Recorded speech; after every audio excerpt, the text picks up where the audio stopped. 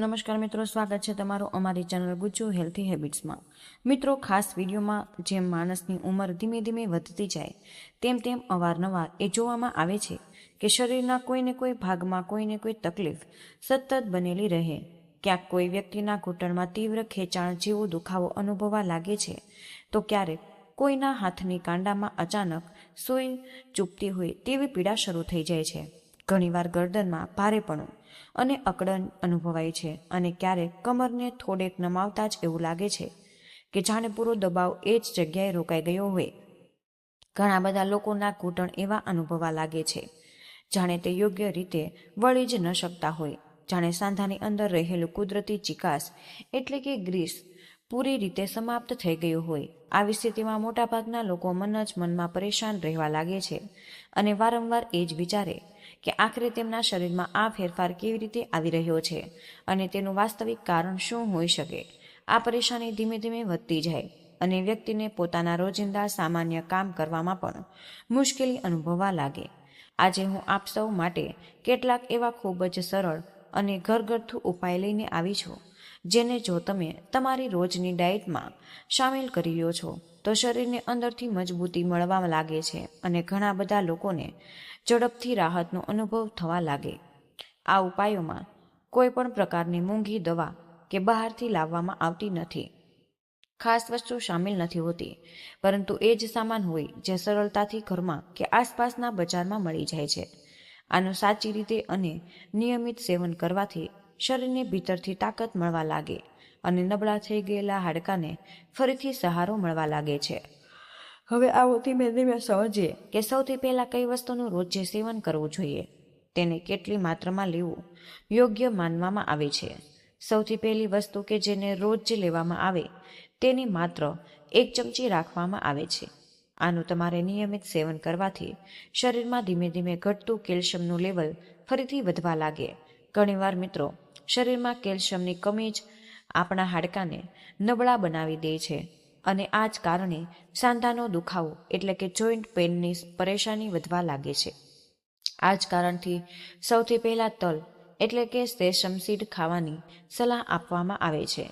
તલ મુખ્યત્વે 2 પ્રકારના હોય, એક સફેદ તલ અને બીજા કાળા તલ, અને તમે આમાંથી કોઈ પણ પ્રકારના તલનો ઉપયોગ કરી શકો છો। બસ રોજે 1 ચમચી તલનું સેવન કરવું જરૂરી માનવામાં આવે છે, જેથી શરીરને સતત કેલ્શિયમ મળતું રહે અને હાડકાને ભીતરથી નવો સહારો મળે અને મજબૂતી રહે। આ એક ખૂબ જ સરળ અને અસરકારક ઉપાય મનાય છે।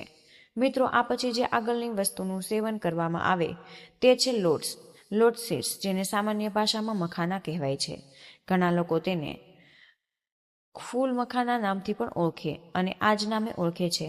મખાનાની અંદર કેલ્શિયમ, મેગ્નેશિયમ, ઝીંક, કોપર, સેલેનિયમ અને ઘણા પ્રકારના બીજા ન્યુટ્રિશન્સ મળી આવે, જે પૂરા શરીરને અંદરથી મજબૂત બનાવવામાં મહત્વપૂર્ણ ભૂમિકા ભજવે છે। મિત્રો, આ શરીર માટે ખૂબ જ લાભદાયક માનવામાં પણ આવે છે। તમે ચાહો તો તલ અને મખાના બંનેને હલકા શેકીને અને પછી ડ્રાય રોસ્ટ કરીને આનો પાવડર પણ તૈયાર કરી શકાય છે। ઉદાહરણ માટે 2 મોટી ચમચી તલ લેવામાં આવે છે અને 1 મોટો વાટકો ભરીને મખાના લેવામાં આવે છે। આને ધીમા તાપે હળવા શેકવાથી આનો સ્વાદ પણ વધુ સારો થઈ જાય છે અને પછી આને પીસવું પણ સરળ થઈ જાય। મિત્રો, આ રીત ઘણી ઉપયોગી માનવામાં પણ આવે છે। રોજના ઓછામાં ઓછા 10 થી 12 મખાનાનું સેવન કરવું ખૂબ જ લાભકારી માનવામાં આવે છે અને આ શરીરને અંદરથી પૂરતું પોષણ પણ આપવામાં સહાયક કરે છે। અરે એમ પણ મખાના શરીર માટે ખૂબ જ પૌષ્ટિક અને હલકો ખોરાક મનાય છે, જેને તમે દરેક ઉંમરના લોકો કોઈ પણ કઠિનાઈ વગર ખાધા પણ કરી શકે છે। આ શરીરને ઉર્જા આપવાની સાથે સાથે હાડકાને મજબૂત બનાવવામાં પણ મદદરૂપ સાબિત થાય છે। ઘણા લોકો મખાનાને દૂધમાં ઉકાળીને ખાવાનું વધારે પસંદ કરે। તેમના અનુભવ અનુસાર આવું કરવાથી સાંધા ઝડપથી ખુલવા લાગે છે અને શરીરની અકડ ધીમે ધીમે ઓછી થવા લાગે। કેટલાક લોકોમાં એ પણ જોવા મળ્યું છે કે સવારે ઉઠતા જ તેમના હાથ અને પગ પૂરી રીતે સખત અનુભવાય છે, જાણે સાંધા ઠીકથી વળી જ ન રહ્યા હોય। આ સમસ્યા ઘણી અસુવિધા ઊભી કરે।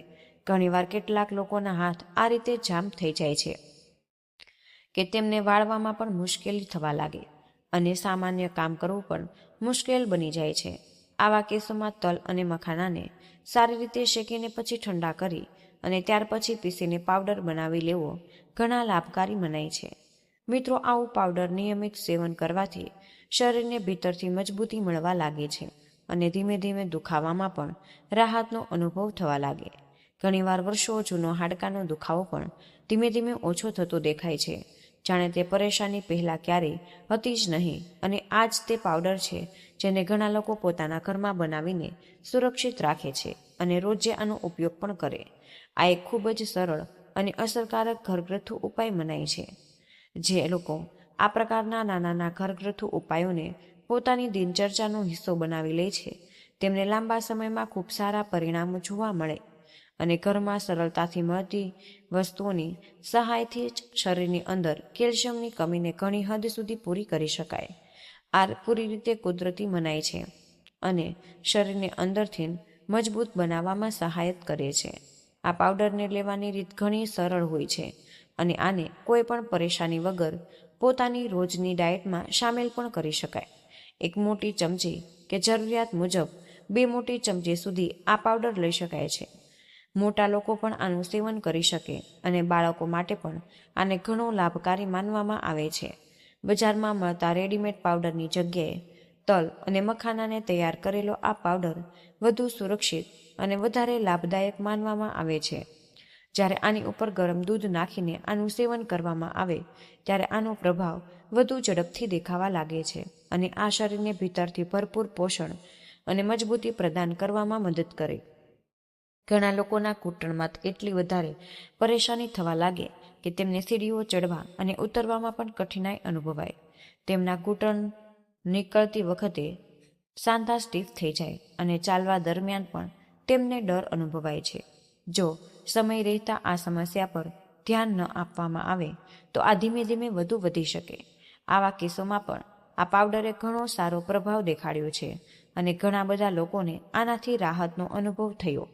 દૂધ સાથે આનું સેવન કરવાથી સાંધામાં લવચીકપણું વધારે વધવા લાગે અને ફ્લેક્સિબિલિટી પણ પહેલાંની સરખામણીમાં વધુ સારી થવા લાગે. મિત્રો, આનાથી ઘૂંટણની અંદરની ગ્રીસ પણ સ્વાભાવિક રૂપે વધવા લાગે અને ચાલવું, હરવું, ફરવું પહેલાં કરતાં સરળ થઈ જાય. આ પછી આગળની મહત્વપૂર્ણ વસ્તુ આવે છે પમ્પકિન સીડ્સ એટલે કે કોળાના બીજ. આ બીજની અંદર ઓમેગા 3 અને ઓમેગા 6 ફેટી એસિડ સારી માત્રામાં હાજર હોય, જેને શરીર માટે ખૂબ જ જરૂરી માનવામાં આવે છે. આ જ કારણથી દિવસમાં કોઈ પણ સમયે એક મોટી ચમચી કોળાના બીજનું સેવન કરવું લાભકારી માનવામાં આવે છે. આની સાથે જ 1 ચમચી અળસી એટલે કે ફ્લેક્સ સીડનું સેવન કરવું ખૂબ જ જરૂરી માનવામાં પણ આવે છે. અળસીને હળવી શેકીને ખાવી વધુ સારી મનાય છે કારણ કે આનાથી તેના પોષક તત્વ શરીરમાં વધુ સારી રીતે શોષાઈ શકે. આ શરીરને અંદરથી ભરપૂર પોષણ આપવા અને મજબૂતી પ્રદાન કરવામાં સહાયક રહે છે. ધ્યાન રાખવાનું કે એક મહત્વપૂર્ણ વાત એ પણ છે કે અળસીનું સેવન 2 ચમચીથી વધુ માત્ર ન કરવું જોઈએ. અળસી અને ગોળનું એકસાથે સેવન કરવાથી હાડકાને મજબૂત બનાવવામાં ઘણી સહાયત મળે છે કારણ કે અળસી આયર્નથી ભરપૂર હોય છે અને આ શરીરને ભીતરથી પોષણ આપીને સારી તાકાત પ્રદાન કરે. ઘણા બધા લોકોમાં આ વાત સ્પષ્ટપણે જોવામાં આવી છે કે અળસીનું નિયમિત અને સાચી માત્રામાં સેવન કરવાથી શરીરમાં લોહીની કમી ધીમે ધીમે ઓછી થવા લાગે છે. અળસી શરીરને એનેમિક થવાથી બચાવવામાં મદદ કરે અને શરીરની અંદર આયર્નનું લેવલ સંતુલિત બનાવી રાખવામાં મહત્વપૂર્ણ ભૂમિકા ભજવે છે. આ જ કારણ છે કે જે લોકોને નબળાઈ, ઝડપથી થાક કે વારંવાર ચક્કર આવવા જેવી પરેશાનીઓ હોય તેમના માટે અળસીને પોતાના રોજની ડાયટમાં સામેલ કરવો ઘણું ફાયદાકારક મનાય છે. ઘણા લોકો ચાહે તો તલ અને ગોળનું સેવન એકસાથે પણ કરી શકે કારણ કે જૂના જમાનામાં લોકો આખી શિયાળાની ઋતુમાં તલ અને ગોળથી બનેલા લડ્ડુ ખાઈને પોતાની સેહતને મજબૂત બનાવી રાખતા. આવું એટલા માટે કરવામાં આવતું કે જેથી આખા વર્ષ દરમિયાન શરીરમાં ભરપૂર તાકાત બનેલી રહે અને જોઈન્ટ પેઇન કે સાંધાના દુખાવા જેવી સમસ્યાઓ શરીરથી દૂર રહે. તલ અને ગોળનું એકસાથે સેવન કરવાથી નસોની નબળાઈ પણ ધીમે ધીમે ઓછી થવા લાગે અને શરીરમાં અનુભવાતી ચુસ્તી અને ભારેપણું પણ સારો સુધારો જોવા મળે છે. કેટલાક ઘરોમાં તલ એટલે કે સેસન સીડ્સ અને અળસી એટલે કે ફ્લેક્સ સીડ્સ બંને સરખી માત્રામાં લઈ હળવા શેકી લેવાય અને પછી આને એક સાફ અને સૂકા ડબ્બામાં ભરીને સુરક્ષિત રાખી દેવામાં આવે છે. આવું કરવાથી રોજ આનું સેવન કરવું ઘરનું સરળ થઈ જાય. કોઈ પણ પ્રકારની પરેશાની પણ થતી નથી. જે લોકો આ પ્રકારનું મિશ્રણ બનાવીને રાખે છે તેઓ રોજે માત્ર 1 ચમચી આ મિશ્રણનું કોઈ પણ સમયે સેવન કરી શકે. દિવસમાં માત્ર એકવાર આનું સેવન કરવું જ પૂરતું માનવામાં આવે છે. જો આ મિક્સ સાથે ગોળનો એક નાનકડો ટુકડો પણ લઈ શકાય, જેનાથી આનો સ્વાદ વધુ સારો થઈ જાય અને શરીરને વધારાની ઉર્જા પણ મળે. પરંતુ ધ્યાન રાખવાની સૌથી જરૂરી વાત એ છે કે કાચા તલ અને કાચી અળસીનું સેવન ન કરવું. આને હળવા શેકી લેવાથી આની અંદર હાજર નેચરલ ઓઇલ્સ સારી રીતે બહાર આવી જાય અને શરીરને આનો પૂરેપૂરો લાભ મળી શકે. આનાથી આની અસર પણ શરીર પર વધુ પ્રભાવશાળી રીતે દેખાવા લાગે છે. કાચી વસ્તુઓનું સેવન ઘણીવાર ગળામાં ખરાશ કે ઉધરસ જેવી પરેશાનીઓ પણ ઊભી કરી શકે. તેથી આને હળવા શેકીને ખાવા વધુ સુરક્ષિત અને લાભકારી માનવામાં આવે છે. જ્યારે તલ અને અળસીને કડાઈમાં નાખીને શેકવામાં આવે ત્યારે આના ઉછાળવાના હળવા અવાજ અને તતડાવાથી જ તે સમજાય છે કે મિશ્રણ સારી રીતે તૈયાર થઈ રહ્યું છે. જેવા જ આ અવાજ ધીમે ધીમે ઓછા થવા લાગે છે તે જ સમયે ગેસ બંધ કરી દેવામાં આવે અને આને પૂરી રીતે ઠંડા થયા પછી એક ડબ્બામાં ભરીને રાખી દેવા જોઈએ. આ રીતે તૈયાર કરાયેલું મિશ્રણ ઘણા દિવસો સુધી સુરક્ષિત રહે છે અને આનો ઉપયોગ રોજે સરળતાથી પણ કરી શકાય. જે લોકોને વસ્તુ ચાવવામાં પરેશાની હોય તેઓ ચાહે તો આ તલ અને અળસીના મિશ્રણને પીસીને પાવડરના રૂપમાં પણ તૈયાર કરી શકે. આ પાવડરને દૂધ સાથે લઈ શકાય અથવા ગોળ સાથે પણ મેળવીને ખાઈ શકાય છે. આ રીત ઘણી સરળ અને ખૂબ જ લાભકારી મનાય છે. મિત્રો, ત્યાર પછી આગળની વસ્તુ જેને આપણે ઘણા લોકો પોતાની ડાયટનો હિસ્સો બનાવે છે તે છે ચણા. શેકેલા અથવા તો ફોડેલા ચણા સાંજના સમયે જ્યારે હળવી ભૂખ અનુભવાય ત્યારે આ ખાવા ખૂબ જ સારા માનવામાં આવે છે. આ શરીરને ઉર્જા આપવાની સાથે પૂરતું પોષણ પણ ઉપલબ્ધ કરાવે અને આની સાથે જો ગોળનો એક નાનકડો ટુકડો પણ ખાઈ લેવામાં આવે તો સ્વાદ વધુ સારો થઈ જાય છે અને શરીરને એક્સ્ટ્રા એનર્જી પણ મળે. જો કે જે લોકોને ડાયાબિટીસની સમસ્યા હોય તેમને અહીં ગોળનું સેવન કરવાથી બચવું જોઈએ અને પૂરી સાવધાની રાખવી જોઈએ. આગળની મહત્વપૂર્ણ વસ્તુ છે ખસખસ એટલે કે પોપી સીડ્સ, જેને શરીર માટે ખૂબ જ લાભકારી માનવામાં આવે છે. રાત્રે સૂતા પહેલા જો ખસખસ ભેળવીને તૈયાર કરાયેલું દૂધ પી લેવામાં આવે તો ઊંઘ સારી, શાંત અને ઊંડી આવવા લાગે છે.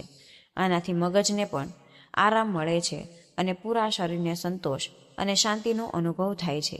જે લોકોને ઊંઘની સમસ્યા રહે અથવા જેમને ઊંઘ રાત્રે વારંવાર ઉડી જાય તેમના માટે ખસખસવાળું દૂધ ખૂબ જ લાભકારી અને આરામ આપનારું માનવામાં આવે છે. આ સિવાય મિત્રો, ઘણા ઘરોમાં પાણીમાં પલાળીને રાખેલી બદામનું સેવન પણ રોજે કરવામાં આવે છે. રોજે 2 થી 3 બદામ ખાવાથી મગજ અને શરીર બંનેને સારી તાકાત અને ભરપૂર પોષણ મળે છે. આ પ્રકારના નાના અને સરળ ઘરગથ્થુ ઉપાયો જો નિયમિત રૂપે અપનાવવામાં આવે તો હાડકાં, નસો અને શરીરનું પૂરું માળખું લાંબા સમય સુધી સ્વસ્થ અને મજબૂત બનેલું રહી શકે છે. આ ઉપાયો શરીરને અંદરથી પોષણ આપવાની સાથે સાથે ઘણા બધા પ્રકારની પરેશાનીઓથી બચાવવામાં પણ સહાયતા કરે છે. નિયમિત અને સાચી રીતે આનું સેવન કરવાથી શરીરમાં નવી તાકાત, નવી ઉર્જા અને વધુ સારા સ્વાસ્થ્યનો અનુભવ થવા લાગે છે. તો મિત્રો, મને આશા છે કે આજનો આ વિડીયો તમને જરૂર પસંદ આવ્યો હશે અને હા, વિડીયોમાંથી તમને કંઈક ને કંઈક નવું શીખવા જરૂર મળ્યું હશે. તો મિત્રો, આજના વિડીયોમાં બસ આટલું જ. આજની આ માહિતી તમને કેવી લાગી અને આ વિડીયો તમે કયા શહેરમાંથી સાંભળી રહ્યા છો તે અમને કમેન્ટ બોક્સમાં જરૂર જણાવજો. વિડીયો પસંદ આવ્યો હોય તો વિડીયોને લાઇક અને તમારા મિત્રો સાથે શેર જરૂરથી કરી દેજો.